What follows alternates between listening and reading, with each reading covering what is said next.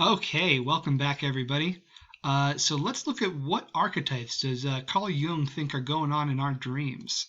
And remember that the archetype is just sort of any recurring pattern that you see across mythology in different myths, in different parts of the world, in the same part of the world. Um, and Carl Jung is looking at sort of what are the recurring patterns in our dreams. So you could say that you will probably have your own individual patterns, or a different culture has its own different patterns that appear in dreams. But Carl Jung is looking on the biggest level. So he's going to try and think about the broadest topics and the biggest patterns he can work with. So let's see what our archetypes he identifies. Okay, so the biggest one is the shadow, or maybe I don't know if it's the biggest one, but definitely one of the most notable and talked about. So basically, the shadow is any figure that appears in our dream that represents something frightening that we have repressed. So monsters, when they appear in our dreams, that are chasing us usually have to do with something we're afraid of about ourselves that we've repressed. So things that we don't want to acknowledge or look at directly. That's why they're shadowy. They're kind of in the dark. Now, the thing is, it's not a bad thing for our minds to have these archetypes. And the things that we encounter are not necessarily bad things in our dreams.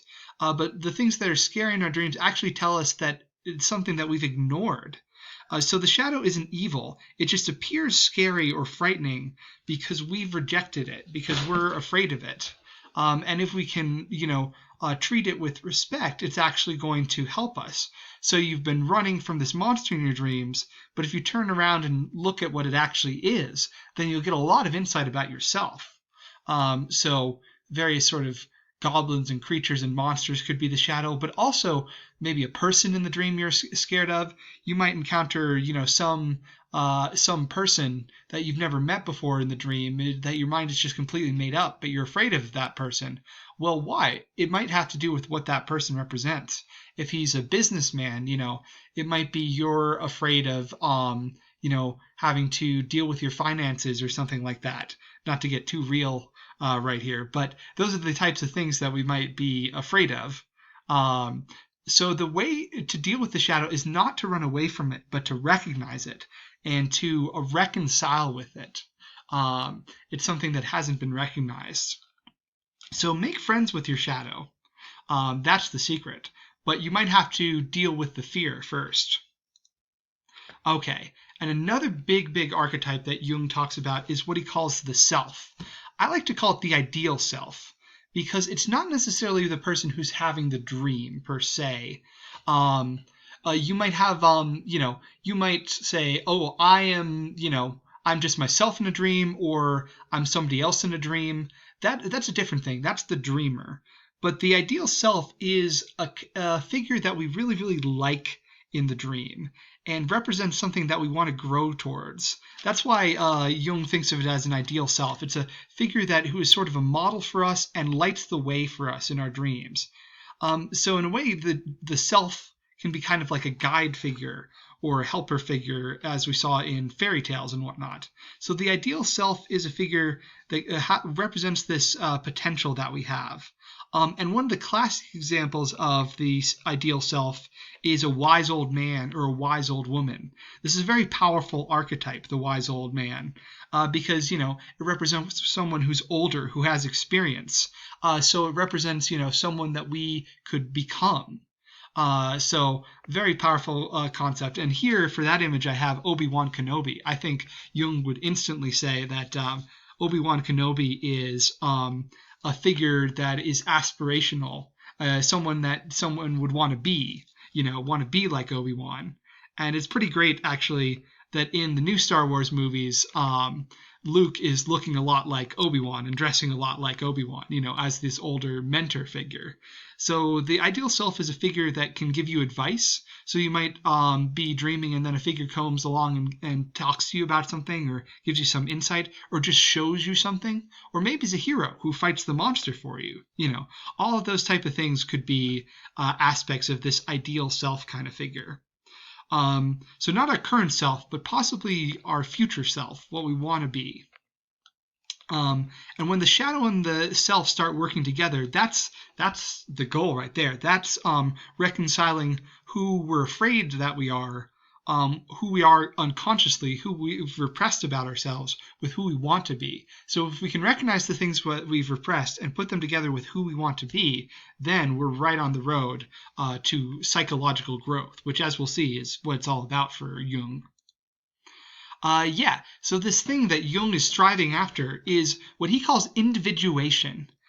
And it's kind of it's basically the process of becoming a person.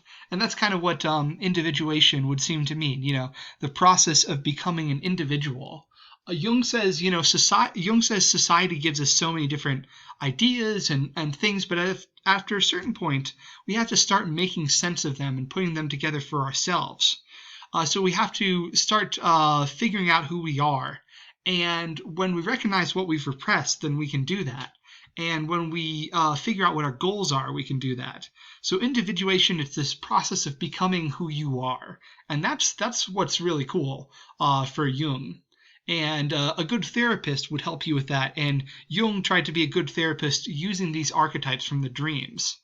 And the ideal self is basically, all about this goal of individuation, achieving this personal growth, and becoming a more mature individual. So in a lot of ways, individuation is kind of like the continuation of the process of growing up, because a child, gets everything from their parents. A child gets all this stuff from society and has to just, obey their parents, do what they tell them,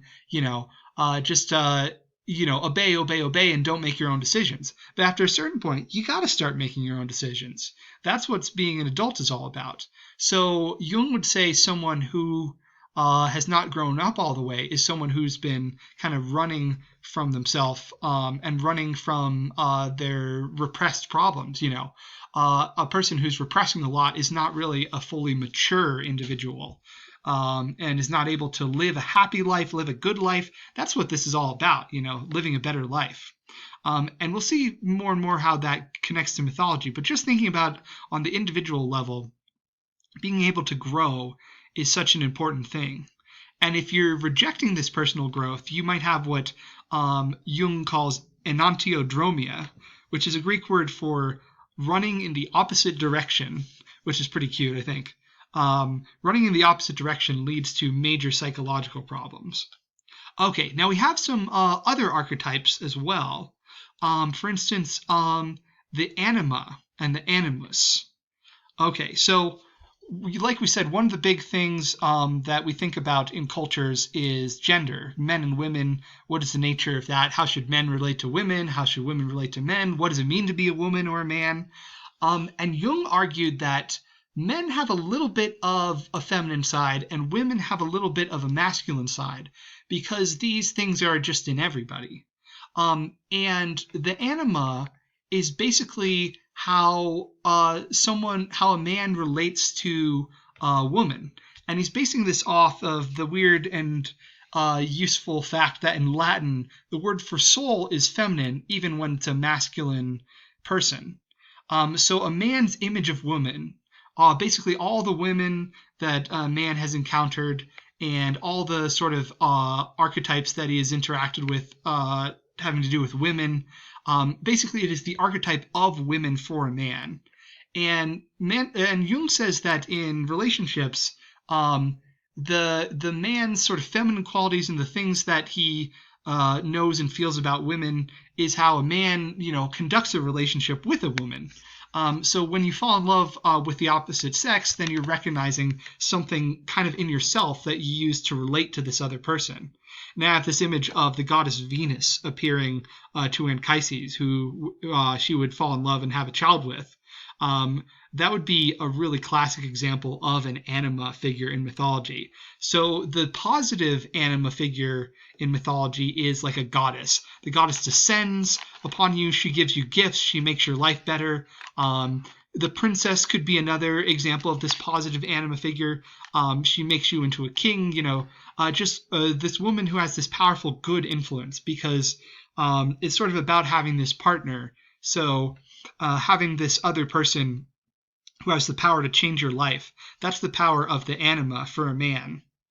But an anima figure can also be very frightening. If a man is afraid of a woman and of women in general, or angry at women, then the anima figures will be very hostile and dangerous. And a good example of these are sort of wicked witches and sort of evil seductresses and sort of these feminine figures that try to destroy you. You could kind of see in mythology Gaia and Tiamat as becoming these wicked anima figures, these negative figures in context of Zeus. If we want to say that they are Zeus's anima figures, we could kind of say something like that. And sometimes in the same story, a woman can both appear very frightening and very and very loving in the same story. So it might be a story that starts out with a goddess, but you offend the goddess and she unleashes her wrath on you. Or it might be a story where the man meets an ugly woman, but he realizes that she's actually beautiful and noble, and then when he realizes that she turns into a beautiful woman. So things like that. There are a lot of fairy tales like this, but there's so many stories in mythology about men encountering these powerful goddesses who have both this good power and this very frightening, destructive power. So that's something to think about. And naturally, we have the opposite archetype for women. We have the animus figure, us being the Latin male ending. So the animus is a woman's masculine side and basically all the sort of masculine aspects of herself. And also all the archetypes that she has in her head about men and sort of the archetype of men in general. And again, this can be a very frightening male archetype or a very benevolent male archetype. So the prince in fairy tales is very often a very positive male archetype. But we also have very frightening male figures, animus figures. I don't know if you guys have ever heard the story of Bluebeard, but this young woman gets married to this guy. He's kind of like a pirate or something like that. He's Bluebeard. And he, everything's fine except he tells her, don't look in this one particular room. That room always has to stay locked. You don't ever get to go in there. And she's like, fine. But then one day, of course, because these are this is the way these interdictions are always violated in these stories.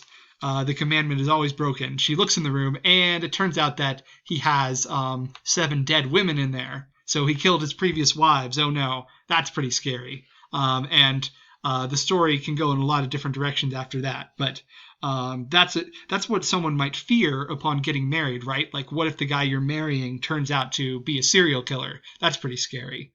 And another frightening figure, animus figure, is Hades. There's a lot of fear that Persephone has going into her relationship with him, and him turning out to be the king of the dead. But it actually does work out with Hades. And for another good example of a character who's both, you've got the Beast from Beauty and the Beast. This is a great example of both of these things. So the Beauty meets the Beast, and at first she thinks he's terrible and he's a monster, but then she learns to recognize that he has a noble soul, and then as soon as she figures that out and truly falls in love with him, he becomes a beautiful, handsome prince. So again, it's saying, if you recognize what's good or you overcome your own fear, the things you're running away from, then you find the positive in your relationships. You create this good relationship by not being afraid. And it helps you develop more mature relationships with men. So yeah, very interesting archetype figure, the Beast. And something to note is that Jung, is taking a very, heterosexual approach to all this. Men go with women and women go with men. I think that's kind of one of the biases of his perspective. I think we would say that maybe the lines are more blurred between animus and anima, or they work in a different way if you're in a gay relationship or a bisexual relationship or something like that. So it could be a little bit more complicated than that. So that's something to keep in mind. Jung was writing from his particular time period, which was the 20th century. Okay, so we're running out of time here. So I'm going to pick up with another concept that Jung considered pretty important, which is the persona.